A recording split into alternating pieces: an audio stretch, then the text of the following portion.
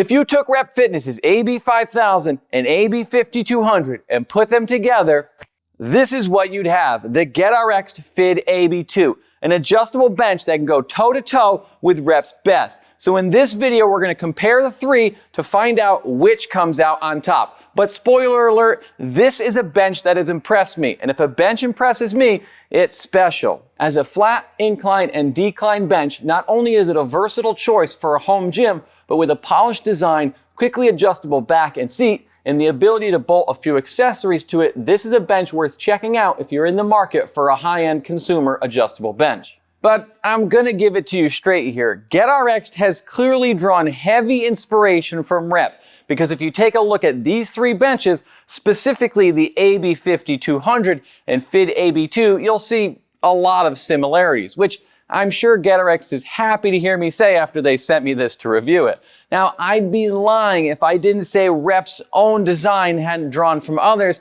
and I'm not going so far as to say they both come from the same overseas factory, but I gotta tell you guys, I probably look like more of an idiot than normal on the ground for over an hour going back and forth between these two. And they're not identical, but man, some of these parts sure as hell seem to be.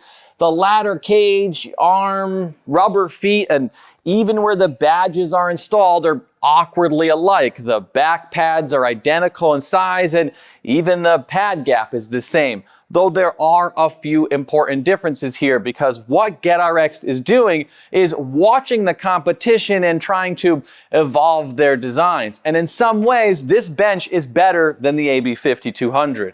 Which is a big deal because the 5200 has been my favorite bench for a long time, and the FIDAB-2 is the reason my 5000 has been collecting a bit of dust lately. Not because it's not a great bench, it is, but it's a bit awkward to adjust with the pop pins and to move around because of how the front handle is oriented, which combined with its heft and, well, Winnie just hates moving it, and actually, to be honest, I'm starting to get sick of moving it, so it rarely gets used. And if you're thinking, you can't use a dozen benches anyway, that's a solid point, but there's 4 of us working out in here, and the 5000 has been much like middle school me, that awkward kid in the corner at the school dance. As a ladder-style bench, just like with the 5200 and with its laser cut angle markings, it's very easy and quick to adjust, and with the same 7 back positions as Rep's bench, which range from 0 to 85 degrees, it offers all the angles you'll ever really need.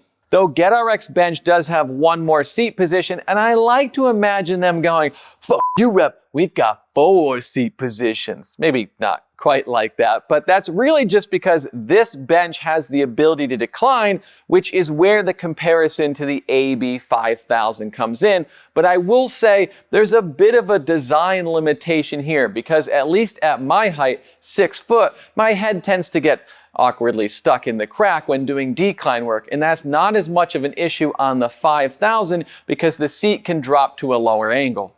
They can all store vertically, though the 5000 isn't actually designed to do so, but I've done it for years, which is probably bad for the pad, so an actual storage system like these have is a better system. And I'd give the nod to Get RX'd here because this is a more streamlined design that Winnie can't walk into, which has happened several times. And I'd imagine the next time both of these get revised, they'll add some UHMW here so you're not scratching up your finish, which is almost criminal with how nice these look.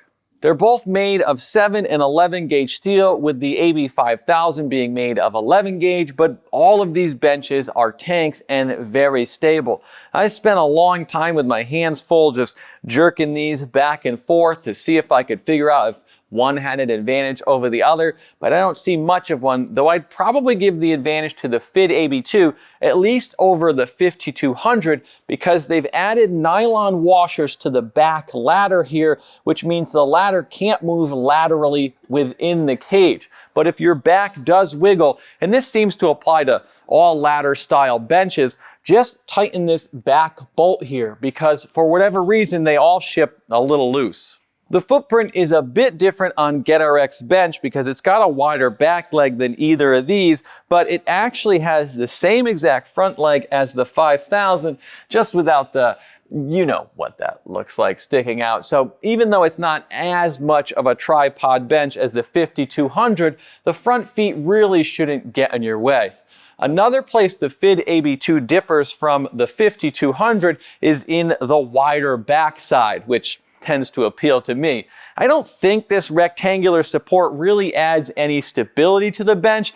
Both of these sit on a small piece of rubber when flat, but what it does allow for is these dumbbell spotters or holders to be added on, and they're a nice addition since they can make setting up for dumbbell rows or spider curls easier. And it's an advantage this bench has over the 5200 because it makes it a little more versatile. Not that you can't do those exercises without these. Since the bench will allow you to put your bolt in any of the holes available back here, I noticed that while you can face the dumbbell spotters forward, which raises them a little and can make grabbing the dumbbells a bit easier, I noticed at least with this style of dumbbell, as you get heavier in weight, around 45 pounds, which is my typical curl warm-up, the dumbbells get a bit too wide to fit comfortably. So the holders end up working better on the outside. But wherever you put them, it adds a little more to a bench that was already very good to begin with. And just like with the optional decline attachment, it's another feature that results in me pulling this bench out more than the others. Another way the benches differ is in their pads. Technically, the 5200 and FIDAB-2 back and seat pad are the same size at 12 inches wide and both long enough that you can basically ignore the gap and just flat bench on just the back pad. But the foam Get RX'd is using is a little more dense, so the pad is a bit firmer. So while using the bench, you may notice it's a little harder and thicker, which may result in the vinyl feeling a little tighter, but does that result in much of a difference during use? I'm not so sure, but it may result in the pad being a little more durable over time. Technically, the patterns on the vinyl between them is a little different too, but the grip is very similar between them, and since I love Rep's Gen 2 vinyl, I tend to really like this one as well. Where Rep has an advantage is in their shipping and packaging. I'd qualify Get RX'd as good but not great, whereas Rep tends to really package their benches well.